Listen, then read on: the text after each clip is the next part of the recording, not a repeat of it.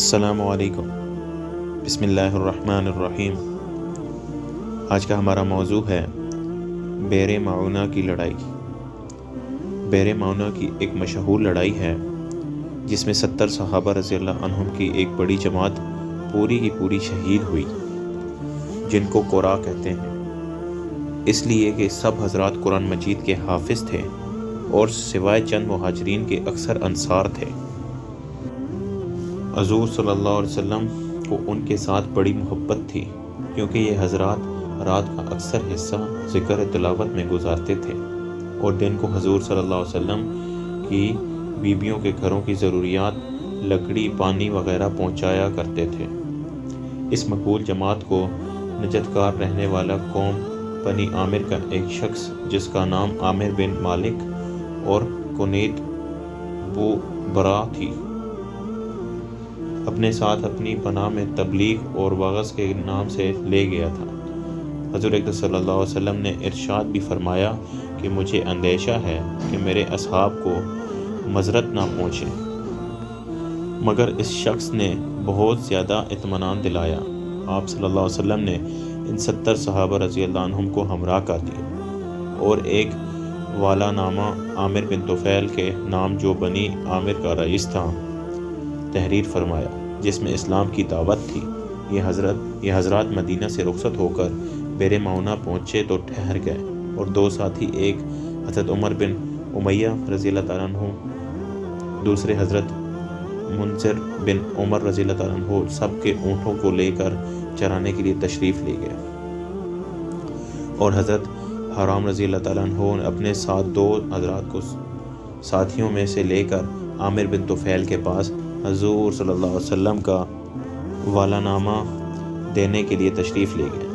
قریب پہنچ کر حضرت حرام رضی اللہ تعالیٰ عنہ نے اپنے دونوں ساتھیوں سے فرمایا کہ تم یہیں ٹھہر جاؤ، آگے جاتا ہوں، اگر میرے ساتھ کوئی دغا نہ کی گئی تو تم بھی چلے آنا، ورنہ یہیں سے واپس ہو جانا، کہ 3 کے مارے جانے سے 1 کا مارا جانا بہتر ہے۔ عامر بن طفیل اس عامر بن مالک کا بھتیجا تھا جو ان صحابہ رضی اللہ عنہ کو اپنے ساتھ لایا تھا۔ اس کو اسلام سے اور مسلمانوں سے خاص عداوت تھی۔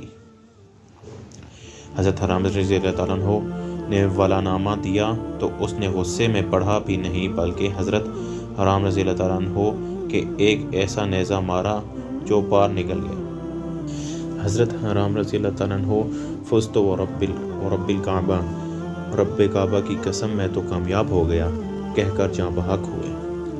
اس نے نہ اس کی پرواہ کی کہ قاصد کو مارنا کسی قوم کے نزدیک بھی جائز نہیں، اور نہ اس کا لحاظ کیا کہ میرا چچا ان حضرات کو اپنی پناہ میں لایا ہے۔ ان کو شہید کرنے کے بعد اس نے اپنی قوم کو جمع کیا اور اس پر آمادہ کیا کہ ان مسلمانوں میں سے ایک کو بھی زندہ نہ چھوڑو، لیکن ان لوگوں نے ابو برا کی پناہ کی وجہ سے تردد کیا تو اس نے آس پاس کے اور لوگوں کو جمع کیا اور بہت بڑی جماعت کے ساتھ ان 70 صحابہ کا مقابلہ کیا۔ یہ حضرات آخر کہاں تک مقابلہ کرتے اور چاروں طرف سے کفار میں گھرے ہوئے تھے، مگر ایک کعب بن زید رضی اللہ تعالیٰ عنہ کے جن میں کچھ زندگی کے رمق باقی تھی اور کفار ان کو مردہ سمجھ کر چھوڑ کر گئے تھے، باقی سب شہید ہو گئے۔ حضرت منذر رضی اللہ تعالیٰ عنہ اور حضرت عمر رضی اللہ تعالیٰ عنہ جو اونٹ چرانے گئے ہوئے تھے، انہوں نے آسمان کی طرف دیکھا تو مردار خور جانور اڑ رہے تھے۔ دونوں حضرات یہ کہہ کر لوٹے کہ ضرور کوئی حادثہ پیش آیا۔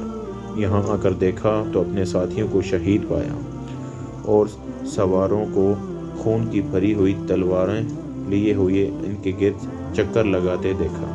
یہ حالت دیکھ کر دونوں حضرات ٹھگتے اور باہم مشورہ کیا کہ کیا کرنا چاہیے۔ عمر بن امیہ رضی اللہ تعالیٰ عنہ نے کہا کہ چلو واپس چل کر حضور صلی اللہ علیہ وسلم کو اطلاع دیں، مگر حضرت منذر رضی اللہ تعالیٰ عنہ نے جواب دیا کہ خبر تو ہو ہی جاوے گی، میرا تو دل نہیں مانتا کہ شہادت کو چھوڑوں اور اس جگہ سے چلا جاؤں جہاں ہمارے دوست پڑے سو رہے ہیں، آگے بڑھو اور ساتھیوں سے جا ملو۔ چنانچہ دونوں آگے بڑھے اور میدان میں کود گئے۔ حضرت منذر رضی اللہ تعالیٰ عنہ شہید ہوئے اور حضرت عمر بن امیہ رضی اللہ تعالیٰ عنہ گرفتار ہوئے۔ مگر چونکہ عامر کی ماں کے ذمے کسی منت کے سلسلے میں ایک غلام کا آزاد کرنا تھا، اس لیے عامر نے ان کو اس منت پر آزاد کیا۔ ان حضرات میں حضرت ابوبکر صدیق رضی اللہ تعالیٰ عنہ کے غلام حضرت عامر بن فہیرہ رضی اللہ تعالیٰ عنہ بھی تھے۔ ان کے قاتل جبار بن سلمہ کہتے ہیں کہ میں نے جب ان کے برچھا مارا اور وہ شہید ہوئے تو انہوں نے کہا، فزت واللہ، خدا کی قسم میں کامیاب ہو گیا۔ اس کے بعد میں نے دیکھا کہ ان کی نعش آسمانوں کو اڑی چلی گئی۔ میں بہت متحیر ہوا اور میں نے بعد میں لوگوں سے پوچھا کہ میں نے خود برچھا مارا اور وہ مرے، لیکن پھر بھی وہ کہتے ہیں کہ میں کامیاب ہو گیا۔ تو وہ کامیابی کیا تھی؟ لوگوں نے بتایا کہ وہ کامیابی جنت کی تھی۔ اس پر میں مسلمان ہو گیا۔ فائدہ: یہ ہیں وہی لوگ جن پر اسلام کو محض طور پر فخر ہے۔ بے شک موت ان کے لیے شراب سے زیادہ محبوب تھی، اور کیوں نہ ہوتی جب دنیا میں کام ہی ایسے کیے تھے جن پر اللہ کے یہاں کی سرخروئی یقینی تھی، اس لیے جو مرتا تھا وہ کامیاب ہوتا تھا۔ بس میرے بھائی دوستو، جو کچھ پڑھا سنا، اللہ پاک اس پر عمل کرنے کی اور دوسروں تک پہنچانے کی توفیق عطا فرمائے، آمین۔